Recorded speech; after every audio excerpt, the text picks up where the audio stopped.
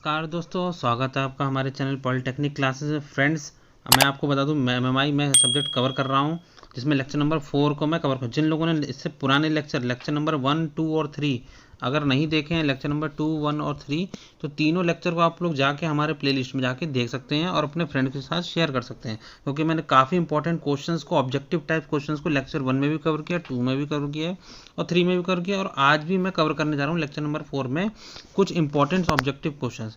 तो अपने फ्रेंड के साथ चैनल को शेयर कर दीजिएगा और जुड़ जाएगा बेटा। मैं एमएमआई के अलावा बेटा आपके लिए सीएनसी का, ठीक है बेटा, सीएनसी, उसके बाद इंडस्ट्रियल इंजीनियरिंग और उसके बाद टूल इंजीनियरिंग जो कि प्रोडक्शन ब्रांच में चलता है, और साथ साथ एएमएसआर। तो सब लोगों ने देखा बेटा एएमएसआर, तो एएमएसआर जो ऑटोमोबाइल में चलता है। तो ये सारे सब्जेक्ट्स के ऑब्जेक्टिव कवर किए जा रहे हैं हमारे चैनल पे। तो अपने चैनल पे जुड़ जाइएगा, हमारे सब्सक्राइब कर लीजिएगा बेटा, और बेल आइकन को प्रेस कर लीजिए, जिससे नोटिफिकेशन हमारे एमसीक्यू वीडियोज़ की आपको टाइम टू टाइम मिलती रहेगी फ्रेंड्स। तो फ्रेंड्स, मैं आपको बता दूं बेटा, इस चैनल के थ्रू आप लोग सब जुड़ जाइएगा और अच्छी तरीके से प्रिपरेशन आप लोग कर लीजिएगा, ठीक है फ्रेंड्स। तो चलिए आज की जो सेशन है, आज की सेशन हम स्टार्ट करते हैं। बाकी हमारे टेलीग्राम ग्रुप है, टेलीग्राम ग्रुप में आप लोग जुड़ जाइएगा, जबकि जिससे जो सारी पीडीएफ है आपकी बेटा, जितनी भी पीडीएफ है एमसीक्यू वीडियोस की, आपको पीडीएफ, ये हमारे जो चैप्टर 4 चल रहा है, चैप्टर 4 की जो पीडीएफ है एमएमआई, वो आपको टेलीग्राम चैनल पर ही मिलेगी बेटा, बाकी सारे आंसर के साथ। तो आप हमारे टेलीग्राम ग्रुप में भी ज्वाइन हो जाइएगा। वीडियो के लिंक के डिस्क्रिप्शन में हम लोगों ने दे रखा है आपको, ठीक है ना। वीडियो डिस्क्रिप्शन के नीचे आप लोग खोलिएगा, उसमें हम लोगों ने Telegram channel, YouTube channel post किया हुआ है, वहाँ पर आप लोग जुड़ जाइएगा, जहाँ पर आपको सारी पीडीएफ्स थ्योरी से रिलेटेड और साथ ही साथ एमसीक्यू वीडियो की थ्योरी भी, क्वेश्चंस भी आपको अवेलेबल हो जाएंगे, ठीक है फ्रेंड। तो चलिए स्टार्ट करते हैं आज का सेशन। आज के सेशन में सबसे पहला क्वेश्चन जो हम पढ़ रहे हैं बेटा, द सेकेंडरी टेक्सचर और वेवीनेस और micro error on a surface result to. तो बताइए बेटा, ये क्वेश्चन हमारा रफनेस से रिलेटेड क्वेश्चन है, कि जो सतह रुक्षता होती है उससे रिलेटेड हमारा क्वेश्चन को पूछा गया है। द्वितीय टेक्सचर या तरंगता या सूक्ष्म त्रुटि के सतह पर परिणाम के कारण है। तो ऑप्शन है, first option, normal action of the tool in the production process, उत्पादन प्रक्रम में औजारों की समान क्रिया। बी ऑप्शन है, vibration and non uniformity of cutting process, कंपन और असमान कर्तन प्रक्रम। सी ऑप्शन है, फ्लॉज इन द मटेरियल, पदार्थ में प्रवाह, ठीक है। और डी ऑप्शन है, dominant direction of tool marks, जिसे कहते हैं ले, औजारों के चित्रों की निर्धारित दिशा। तो बेटा जल्दी से कमेंट करके आंसर बताइए। काफ़ी अच्छा क्वेश्चन पूछा गया है कि जो सेकेंडरी टेक्सचर होता है, आप लोग ध्यान रखिएगा, सेकेंडरी टेक्सचर और प्राइमरी टेक्सचर, ये दोनों टेक्सचर्स को आप लोग अच्छे से पढ़ लीजिएगा बेटा, क्योंकि इससे रिलेटेड क्वेश्चंस की आने की जो संभावना है वो 100% है। और मैं जो आपको क्वेश्चन करा रहा हूँ, तो ध्यान रखिएगा बेटा, इससे बाहर कोई भी क्वेश्चन नहीं आ पाएगा। इससे इंपॉर्टेंट क्वेश्चन या डिफिकल्ट क्वेश्चन बेटा, इससे बाहर कुछ भी नहीं आने वाला है। अगर आपने मेरे करीब 100 क्वेश्चंस टू 120 क्वेश्चंस मैंने एमसीक्यू के ऑलमोस्ट एमएमआई के कवर कर चुका हूँ बेटा। तो जिन लोगों ने बेटा नहीं देखा, जाके देख सकते हैं। तो जल्दी से बेटा कमेंट कीजिए, इसका आंसर बताइए। The secondary texture of waviness और micro error on the surface result due to. Option first है, उत्पादन प्रक्रम में औजारों की समान क्रिया। बी ऑप्शन है, वाइब्रेशन और नॉन यूनिफॉर्मिटी ऑफ प्रोसेस, कंपन और असमान कर्तन प्रक्रम। सी ऑप्शन है, पदार्थ में प्रवाह। और डी ऑप्शन है, औजारों को निर्धारित है। तो बेटा मैं आपको बता दूं, जो उत्पादन प्रक्रम होता है, जिसमें औजारों की जो समान क्रिया होती है बेटा, उसी में क्या होता है कि हमारा जो सेकेंडरी टेक्सचर होता है, वही सेकेंडरी टेक्सचर हमारा क्या होता है, वर्क करता है, ठीक है बेटा। तो यहाँ पर भी ये वर्क करता है, लेकिन जो वाइब्रेशंस होते हैं और non uniformity of cutting tools होती है, कंपन और असमान कर्तन प्रक्रिया, ये जो ऑप्शन है बेटा, ये ऑप्शन ज़्यादा सही है। हम बात कर रहे हैं, ये ऑप्शन भी सही है, लेकिन ये ज़रूरी नहीं हमेशा सही होता है। लेकिन ऑप्शन बी की बात की, vibrations and non uniformity of cutting tool process, कंपन और असमान कर्तन प्रक्रम, ये टेक्सचर और वेवीनेस का सरफेस से जो परिणाम निकलता है बेटा, वही यही परिणाम हमारा निकलता है। बाकी ऑप्शंस फ्लॉज तो हमारे होते रहते बेटा, वो दोनों में होते हैं। डोमिनेंट डायरेक्शंस ये तो होता नहीं हमारे में, ठीक है बेटा। ये ऑप्शन भी हमारा सही नहीं, तो ऑप्शन बी हमारा सही है, फर्स्ट क्वेश्चन का option, vibrations and non uniformity of cutting tool, कंपन और असमान प्रक्रम, ठीक है बेटा। यहाँ पे मैंने आंसर मेंशन कर रखा है बेटा, करेक्ट आंसर हमारा बी है।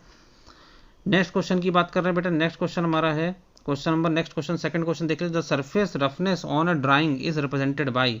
आरेखन में सतह रुक्षता को कैसे बताते हैं? तो बेटा आपको पता होना चाहिए, सरफेस रफनेस को हम लोग ड्राइंग में कैसे शो करते हैं, सर्किल के थ्रू, स्क्वायर के थ्रू, जिगलैग लाइन के थ्रू, ट्रायंगल्स के थ्रू। जल्दी से बेटा कमेंट कीजिए, इसका आंसर बताइए क्या होगा। The surface roughness on a drawing can be represented by. तो सर्किल के थ्रू हम लोग नहीं करते हैं, सर्किल से प्रेजेंट नहीं करते, स्क्वायर से प्रेजेंट नहीं करते। हाँ बेटा, जिगजैग लाइन कहीं ना कहीं यूज़ की जाती है, तो लेकिन हमेशा यूज़ नहीं करते, तो ये ऑप्शन सही है। ट्रायंगल का यूज़ हमेशा किया जाता है बेटा, चाहे CLA मेथड होता है, चाहे RMS मेथड होता है, चाहे कोई भी मेथड होता है, उसमें हम लोग क्या करते हैं, ट्रायंगल का यूज़ ज़्यादा करते हैं। इसीलिए ऑप्शन हमारा क्या है, डी सही है। सभी लोग देख लीजिएगा, सेकंड क्वेश्चन का ऑप्शन हमारा डी सही है। चलिए नेक्स्ट क्वेश्चन की बात करते हैं, देख लीजिएगा आंसर मैंने लिखा हुआ है, करेक्ट आंसर डी। चलिए नेक्स्ट क्वेश्चन की बात करते हैं। नेक्स्ट क्वेश्चन सभी लोग देख लीजिएगा, जो क्वेश्चन नंबर 3 है, RMS पद्धति से क्या प्राप्त होता है। सबसे पहली बात है कि RMS मेथड आपको पता होना चाहिए। RMS मेथड की फुल फॉर्म होती है रूट मीन स्क्वायर मेथड। ठीक है बेटा, तो रूट मीन स्क्वायर मेथड जो होता है उससे क्या मिलता है हमें, सहिष्णुता, टॉलरेंस, अनुमति, अलाउंसेस, सी सतह रूपता, सरफेस रफनेस, डी फिट। तो जल्दी से बेटा कमेंट कीजिए, इसका आंसर बताइए क्या होगा। RMS पद्धति काफ़ी इजी क्वेश्चन है बेटा, आप लोगों ने अगर RMS मेथड को पढ़ रखा होगा अच्छे से तो आप लोग इसका आंसर बता सकेंगे बेटा। तो बेटा मैं आपको बता दूं, सरफेस रफनेस ही होता है जिसको हम लोग RMS मेथड के थ्रू पता लगाते हैं।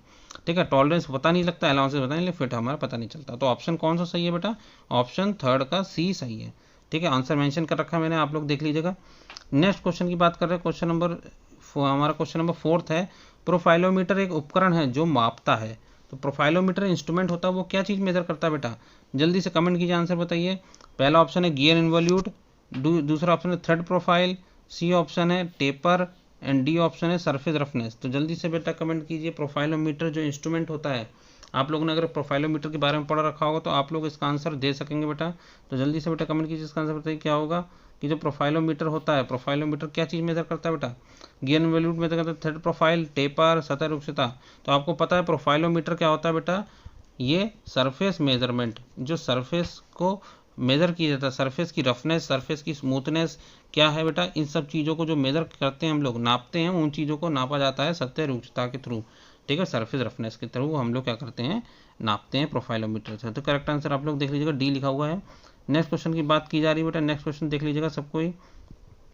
5th क्वेश्चन है, निम्नलिखित में से कौन सा सतह रूक्षता के आंकिक मान को ज्ञात करने की सही विधि नहीं है। Which of the following is not a correct method of specifying the numerical value of surface roughness.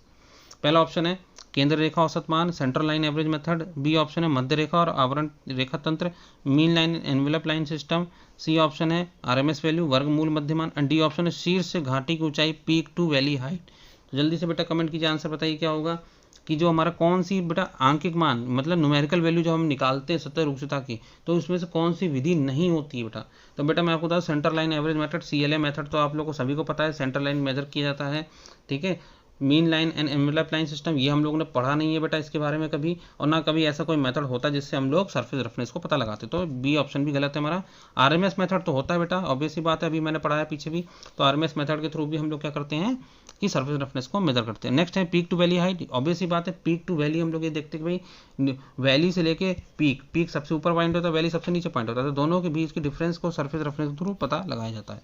ठीक है, तो ये केवल ये सिस्टम नहीं होता है, ध्यान रखिए बेटा, बी जो सिस्टम है मध्य रेखा एंड आवरण रेखा तंत्र, यही सिस्टम हमारा नहीं होता जिसके थ्रू हम लोग रफनेस को मेजर नहीं करते हैं। ठीक है बेटा, बाकी ए ऑप्शन, सी ऑप्शन, तीनों ऑप्शन के थ्रू हम लोग सरफेस रफनेस को मेजर करते हैं। तो ऑप्शन 5th का ऑप्शन बी सही है। आंसर आप लोगों को लिखा हुआ है बेटा, आप लोग देख लीजिए, करेक्ट आंसर बी लिखा हुआ है।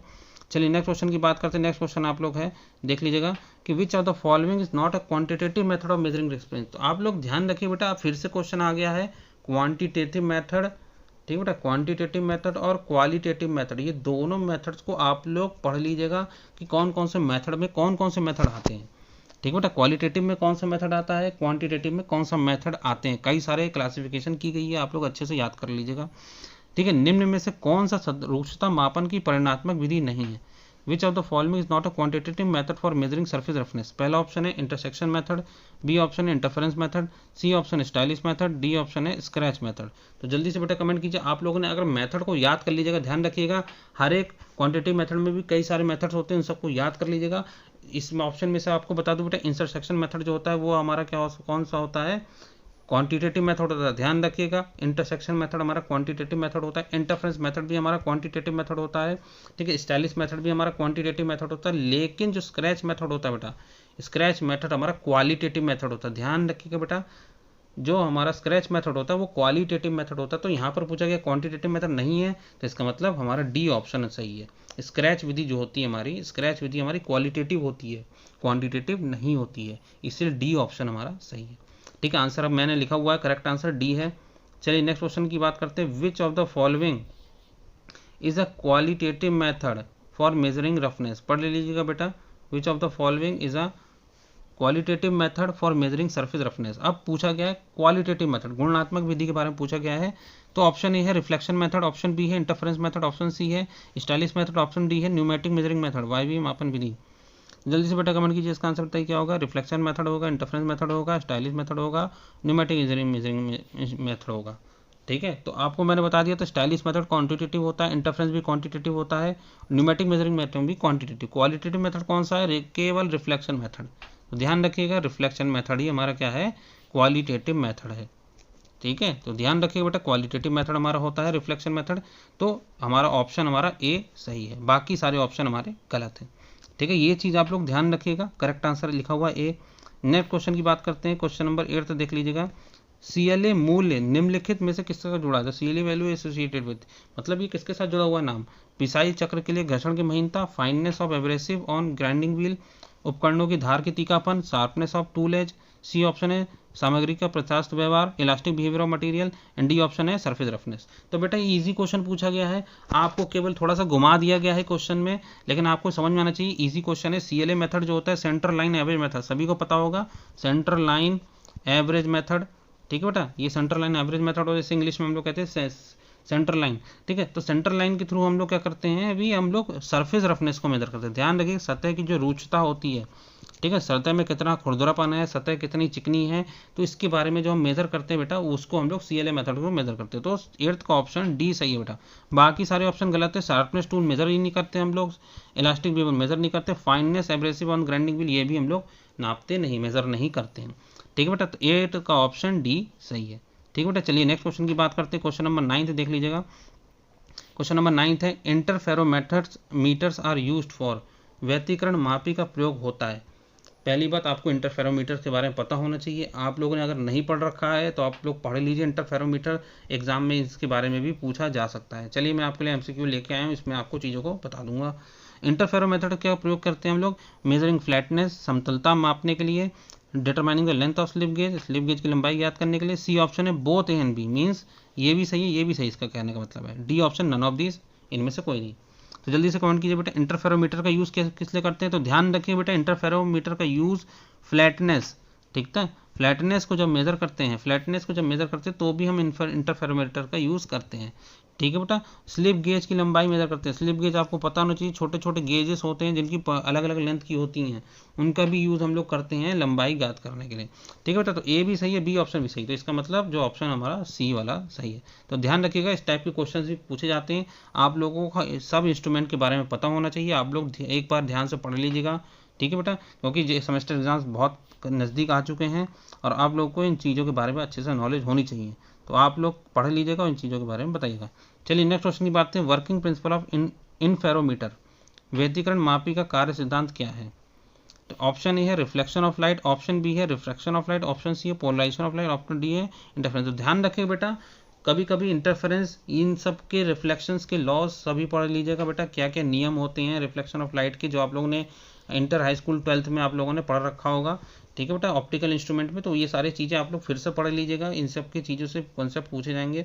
Reflection of light, refraction of light, polarisation of light आप लोगों ने पढ़ रखा है, प्रकाश का ध्रुवन, अपवर्तन, परावर्तन और प्रकाश का व्यतिकरण। तो इन चीज़ों को कंसेप्ट को दोबारा पढ़ लीजिएगा और अच्छे से रिवीजन कर लीजिएगा, क्योंकि इससे रिलेटेड MCQs आएंगे, एग्जाम में जरूर पूछे जाएंगे। तो व्यतिकरण मापी का कार्य सिद्धांत क्या होता है, तो रिफ्लेक्शन परावर्तन होता है, अपवर्तन होता है, ध्रुवण होता है, व्यतिकरण होता है। तो बेटा आपको पता होना चाहिए, तो इंफेरोमीटर होता है वो इंटरफेरेंस जो हमारा होता है, व्यतिकरण जो होती है बेटा, उस इंटरफेरेंस ऑफ लाइट का ही हमारा ये वर्किंग प्रिंसिपल होता है।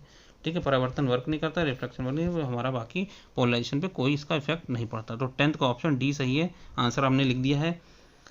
नेक्स्ट क्वेश्चन आप लोग बेटा इसी से तैयारी करिएगा। मैं बता दूं बेटा, जितने भी क्वेश्चंस मैं करा रहा हूं इसको अच्छे से प्रिपेयर कर लीजिएगा, समझ के पढ़ लीजिएगा, क्योंकि इससे बाहर कोई क्वेश्चन आने वाला नहीं है आपके मेजरिंग इंस्ट्रूमेंट में, मेट्रोलॉजी में। Laser interferometer can be use for measurement of, laser व्यतिकरण मापी का जो प्रयोग किया जाता है कि मापन में कर सकते हैं, किस में कर सकते हैं बेटा। पहला ऑप्शन है स्मॉल डायमीटर, लघु व्यास, लार्ज डिस्प्लेसमेंट, दीर्घ विस्थापन, सी ऑप्शन सरफेस पैरेललिज्म, सतह समानांतरता, और डी ऑप्शन है A and B, both A and B. ठीक है बेटा, जल्दी से बेटा आप बताइए लेजर इंटरफेरोमीटर। तो आपने अगर लेजर थोड़ा सा क्वेश्चन अच्छा पूछा गया है, ठीक है, थोड़ा हाई लेवल क्वेश्चन पूछा गया है, तो आप लोग भी तैयार कर लीजिएगा हाई लेवल क्वेश्चंस को भी। ठीक है, अगर आप कॉम्पिटेटिव एग्जाम की तैयारी कर रहे हैं, अगर फ्यूचर में आप लोग, आपका सेमेस्टर एग्जाम्स खत्म होने वाले हैं, अगस्त में सेमेस्टर एग्जाम्स कंप्लीट हो जाएंगे, डेट शीट आ चुकी है बेटा, तो आप लोगों ने अगर कॉम्पिटेटिव एग्जाम की तैयारी कर रहे हैं तो ये आपकी वीडियो बहुत हेल्पफुल है, इससे आप प्रिपरेशन कर सकते हैं, आगे आप लोग तैयारी कर सकते हैं। तो बताइए बेटा, स्मॉल डायमीटर्स के लिए होता है लार्ज डिस्प्लेसमेंट सरफेस पैरेललिज्म। तो बेटा मैं आपको बता दूं, लेजर इंटरफेरोमीटर जो होता है स्मॉल डायमीटर्स को आसानी से नाप सकता है, मेजर कर सकता है, मापन कर सकता है। ठीक है, लार्ज डिस्प्लेसमेंट की बात की तो लार्ज डिस्प्लेसमेंट भी हमारा क्या होता है, विस्थापन जो होता है वो भी लेजर इंटरफेरोमीटर के थ्रू किया जा सकता है। तो ऑप्शन हमारा कौन सा सही है, ऑप्शन हमारा डी सही।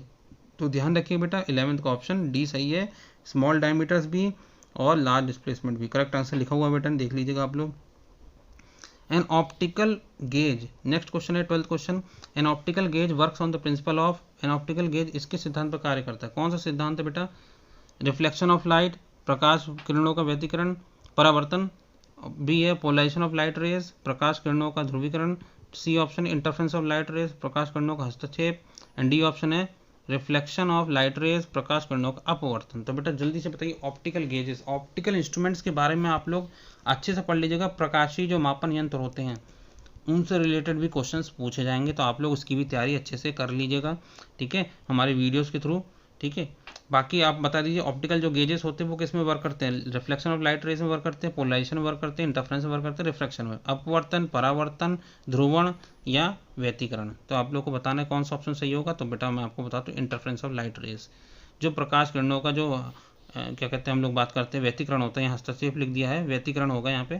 ठीक है बेटा, व्यतिकरण। तो इन चीज़ों, ये हमारा व्यतिकरण पे ही डिपेंड करता है ऑप्टिकल गेज, और हमारा इंटरफेरेंस पे वर्क करता है प्रिंसिपल पे। तो 12th का ऑप्शन सी हमारा सही है, करेक्ट आंसर लिख दिया बेटा हमने। नेक्स्ट क्वेश्चन देखिए, क्वेश्चन नंबर 13। किसी गियर टूथ की प्रोफाइल को निम्नलिखित द्वारा जाता है, profile of the gear tooth can be check by. तो आप लोगों ने अगर गियर टूथ की प्रोफाइल के बारे में पढ़ रखा होगा, उनकी थिकनेस के बारे में, उनके चीज़ों के बारे में पढ़ रखा होगा, तो ऑप्शन आप लोग आसानी से क्रिएट कर सकते हैं। पहला option optical projector, B option है ऑप्टिकल पैरोमीटर, सी ऑप्शन है ऑप्टिकल मेजरमेंट, डी ऑप्शन है इनमें से कोई नहीं, नन ऑफ दीज। तो बेटा जल्दी से कमेंट कीजिए, इसका आंसर बताइए क्या होगा। जो हमारा गियर टूथ होता है उसको कैसे चेक करते हैं, ऑप्टिकल प्रोजेक्टर के थ्रू, पैरोमीटर के थ्रू, मापन के थ्रू, या कोई नहीं बेटा। तो बेटा आप लोगों ने अगर गियर प्रोफाइल पढ़ रखी होगी कि इसकी थिकनेस कैसे चेक की जाती है या उसकी प्रोफाइल को कैसे मेजर किया जाता है, तो मैं आपको बता दूं बेटा ऑप्टिकल प्रोजेक्टर एक बेस्ट इंस्ट्रूमेंट होता है। ठीक, ऑप्टिकल पैरामीटर नहीं होता कोई इंस्ट्रूमेंट, ऑप्टिकल मेजरमेंट तो होता ही नहीं बेटा कोई, नन ऑफ दी तो है ही नहीं। ऑप्टिकल प्रोजेक्टर ही एक बहुत अच्छा इंस्ट्रूमेंट होता है जिससे एरर्स बहुत कम होती हैं, बहुत कम त्रुटि आती है बेटा, और रिजल्ट एक्यूरेट आता है। तो इसके थ्रू हम लोग गियर की जो थिकनेस होती है, प्रोफाइल होती है, उसकी चीज़ों के बारे में हम लोग अच्छे से पढ़ सकते हैं। तो 13th का ऑप्शन ए सही है। ध्यान रखिएगा बेटा, सी होता नहीं, डी है नहीं, गलत है, बी भी गलत है, ए ऑप्शन हमारा सही है। ठीक है, आंसर अब मैंने लिख दिया बेटा, सभी लोग देख लिया, करेक्ट आंसर ए होता है। निम्न में से कौन सा यंत्र अधिक यथार्थ है, जल्दी से बेटा कमेंट कीजिए, आंसर बताइए। निम्न में से कौन सा यंत्र अधिक यथार्थ है, सभी लोगों ने पढ़ रखा होगा बेटा, micrometer, screw gauge, vernier caliper, vernier dial gauge और ऑप्टिकल पैरामीटर। तो 4 ऑप्शंस दे रखे बेटा, आपको पता होना चाहिए कौन सा सबसे ज़्यादा यथार्थ होता है, एक्यूरेट कौन सा होता है। माइक्रोमीटर होता है, वर्नियर कैलिपर होता है, वर्नियर डायल गेज होता है, या ऑप्टिकल प्रोजेक्टर्स होते हैं। तो आप सबको पता होना चाहिए जो ऑप्टिकल प्रोजेक्टर्स होते हैं इनमें एरर्स बहुत कम आती है। अभी पिछले क्वेश्चन में भी मैंने बताया था, अभी फिर से बता रहा हूँ बेटा, इन सब में एरर्स, ये सब मैकेनिकल इंस्ट्रूमेंट्स होते हैं, मैकेनिकल इंस्ट्रूमेंट्स में एरर्स की संभावना बहुत ज़्यादा होती है, माइक्रोमीटर्स में, वर्नियर कैलिपर, डायल गेज में।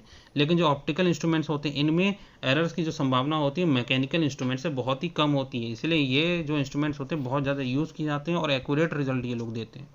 ठीक है बेटा, ये इंस्ट्रूमेंट्स, तो इसलिए 14th का ऑप्शन डी हमारा सही है। ध्यान रखिए बेटा, ये सब क्वेश्चंस बहुत अच्छे हैं, 14th का डी। चलिए नेक्स्ट क्वेश्चन की बात करते हैं, क्वेश्चन नंबर 15 देख लीजिएगा। क्वेश्चन नंबर 15 क्या है, ऑप्टिकल फ्लैट बने होते हैं, optical flats are made of बताइए। फर्स्ट ऑप्शन है क्वार्ट्ज, सेकंड ऑप्शन है glass, third option steel, and D option plastic. तो आपको पता होना चाहिए जो ऑप्टिकल फ्लैट्स होते हैं वो किसके बने होते हैं, वो हमारे क्वार्ट्ज के बने होते हैं। सब लोग ध्यान रखिएगा, सिंपल क्वेश्चन है, अगर कभी एग्जाम में आ जाएगा तो केवल आपको क्वार्ट्ज पे टिक करना है, कहीं पे कुछ देखने की जरूरत नहीं है।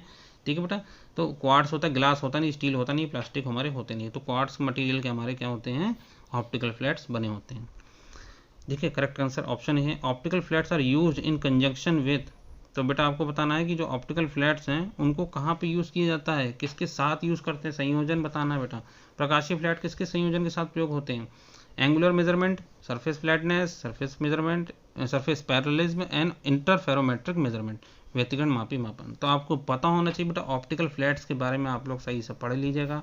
ऑप्टिकल फ्लैट क्या इंस्ट्रूमेंट होता है, किस तरीके से वर्क करता है, क्या क्या इसके प्रोसीजर्स होते हैं, किस किस क्या क्या चीज़ों को मेज़र करता है।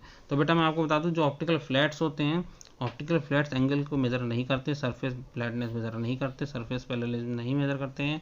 ये इंटरफेरोमेट्रिक मेजरमेंट, व्यतिकरण मापी के द्वारा मापे जाते हैं ऑप्टिकल फ्लैट्स में। ठीक है, अभी मैंने बताया था इसका प्रिंसिपल क्या होता था, इंटरफेरेंस। तो इंटरफेरेंस की बात है तो इंटरफेरोमेट्रिक वर्ड से ही रिलेटेड है, तो डी ऑप्शन आपका सही है। तो आप लोग अगर थोड़ा सा भी जानते होंगे तो इसका आंसर आप बता सकते हैं, अपने आप बता सकते हैं बेटा। ठीक है, करेक्ट आंसर डी लिखा हुआ है बेटा। नेक्स्ट क्वेश्चन है हमारा, नेक्स्ट क्वेश्चन है 17th क्वेश्चन देख लीजिएगा। Which projection method use for inspection of machine part?